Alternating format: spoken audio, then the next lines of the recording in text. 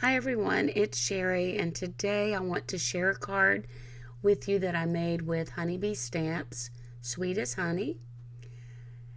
I am going to use my Misty, and I'm first going to stamp the two flowers, and I am going to be masking this particular flower off because when you are masking, you want to stamp first the one element that you want in the foreground, and everything else will appear as if it is setting behind it.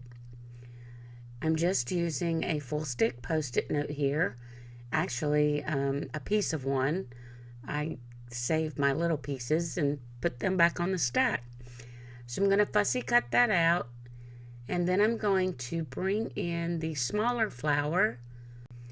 I'm going to position the smaller flower, and I'm also going to go ahead and bring in the leaf stamp and get it in place. And I'm also going to do the honey pot. This way I can knock all three of these out at one time, and then I will only have to come back in and stamp a couple of more of the leaves just underneath that larger flower. Okay, so pick these up on my Misty door here, and I'm going to use the Simon Says Stamp Intense Black ink. I like using the Misty when I'm building a scene like this because it allows me a chance to restamp without worrying about position if I need to stamp a second time.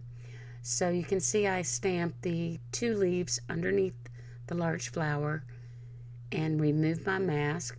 So now I'm going to stamp the little piece of cloth that goes along the honey pot top. I'm using some pattern paper that I had in my stash, and I'm going to stamp that with some VersaFine Onyx Black ink, and I'm also going to use the matching die to cut that out. So I'm going to tape that down with a little bit of Post-it tape just to keep it in place. Run over to my Big Shot, cut it out, and I'm going to try it on for a fit now. And now I am going to start coloring all of my images. So I am using a Y21, YR12, and a YR18 to do the honey pot, and I'm laying down my darker color first, and then I'm going to bring in my mid-tone, and you can see here that it does not blend very well, but that's okay. You can work it. You can also do a tip-to-tip technique.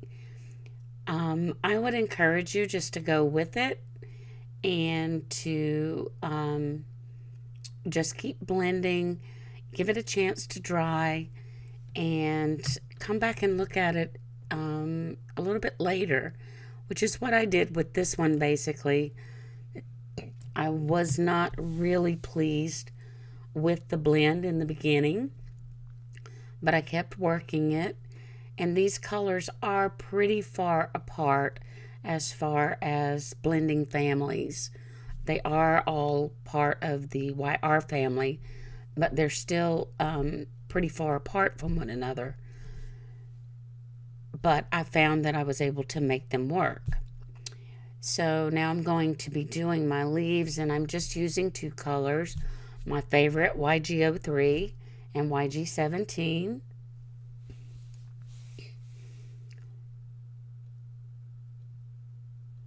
And here's where I came back in, just added a little bit more color, and I was pleased with it after that.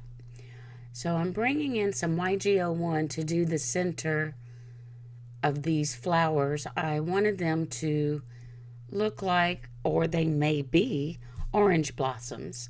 So an orange blossom has pretty much a light yellow-green center. And then I just used a CO and B quadruple 0 and my colorless blender just to go around the inside edges of the flower.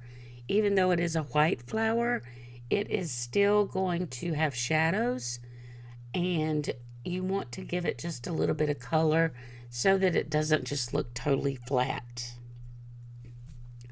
And now I'm coming in with some more C markers, and I'm creating a shadow underneath my honey pot and flowers so that they don't look like they're just sitting in thin air. And I'm going to come back in with the same blue, that is the B quadruple 0. And you can see there I picked up my C marker instead of my colorless blender. But I didn't mind so much because I'm actually going to be covering that up with the pattern paper. So I just ran a little bit of that blue marker around the upper parts of the element and blended that out with my colorless blender. I'm going back in, working on this shadow underneath again. I wasn't real pleased with it. So you will see shortly that I use a stitch rectangle die, and I just all but cut one side off. So now I'm going to be laying down my sentiment, which is Be Sweet, and a little honeybee with his little flight trail there. And I'm gonna simply just color the bee with some C markers, the same blue marker, and the Y21 marker, just to give him a little color.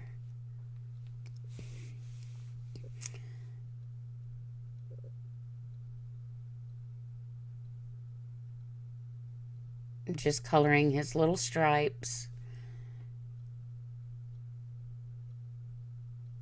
and his head, and then I'll come back and just give his wings just a hint of color.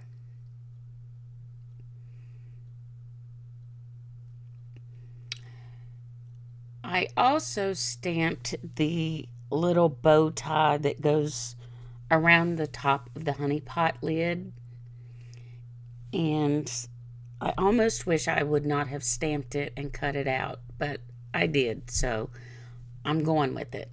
I think I would have much preferred just stamping directly onto the pattern paper so that I didn't have the two pieces. I just think it would have been a little bit more pleasing to the eye. But, you know, hindsight. And now I'm going to adhere my,